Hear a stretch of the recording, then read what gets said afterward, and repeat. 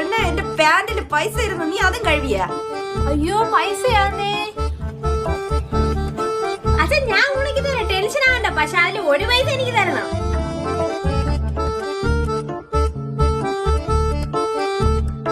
ഇതെന്താ ഉണങ്ങാത്ത? കുറെ നേരം ആയില്ല.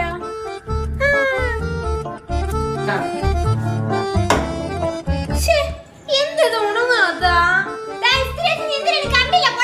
ഇതെങ്ങനെ ഉണക്കൂ ഇനി? ഐഡിയ.